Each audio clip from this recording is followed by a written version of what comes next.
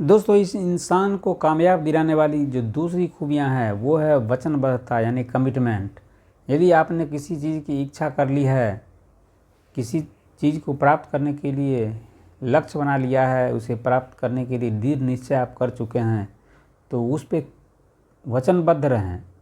यानी उस पर कमिटमेंट रखें कि जैसो करना है तो करना है। किसी भी काम को करने के लिए, कहीं भी आप जॉब करते हैं तो आपको जैसो अपने काम को करने की वचनबद्धता आपके पास होनी चाहिए, ईमानदारी भी होनी चाहिए। क्योंकि जब तक आपके पास जैसो ईमानदारी नहीं होगी तो आप जैसो वचनबद्ध भी नहीं हो सकते हैं। एक कमज़ोर इच्छा शक्ति के व्यक्ति के पास जैसो कमिटमेंट का अभाव होता है। कहते हैं देख रहा हूँ, कर रहा हूँ, और वो दिन ब दिन इस चीज़ के बारे में टाल पे मटोल करते चले जाते हैं। समृद्धि और सफलता पाना हमारे विचारों और फैसलों का नतीजा होती है। हम जिस चीज़ पे विचार करते हैं और जिन चीज़ को प्राप्त करने के फैसले करते हैं, किसकी संगति में रहना है, क्या करना है, नहीं करना है, यानी जिस चीज़ पे हम विचार करेंगे उसी तरह के हमारे फैसले होंगे और रिजल्ट भी उसी तरह का आएगा। यदि आप अच्छे लोगों के साथ रहने का विचार करते हैं, अच्छे लोगों की संगति में रहते हैं, तो आपके फैसले भी अच्छे अच्छे होंगे।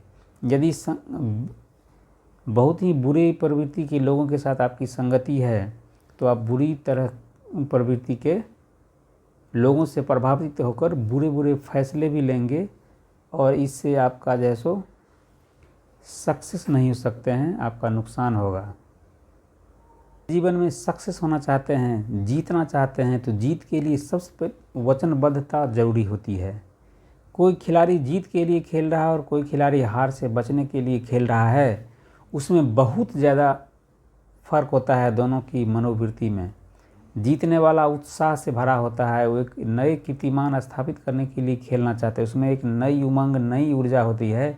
और जो हार से बचना चाहता है उसके पास एनर्जी की कमी होती है, बस वो सिर्फ हार को टालने के लिए बस जैसे तैसे खेल रहा है और निश्चित हारेगा। जो हार से बचने के लिए खेलेगा वो जैसो उसकी हार निश्चित है, और जो जीतने के लिए खेलेगा वो आखिर जीतेगा। किसी भी कोच से पूछ कर देखिए जीतने वाली टीम में और हारने वाली टीम में कितना का फ़र्क होता है, तो वो बताएंगे कि बहुत ज़्यादा का फ़र्क नहीं होता है। जीतने वाली टीम में बस एक गुण ये होता है कि उसमें जोश होता है, जुनून होता है, कुछ कर गुजरने की इच्छा होती है और उसमें बहुत ही ज़्यादा मनोबल ऊंचा होता है और उसमें जीतने की प्रबल इच्छा होती है।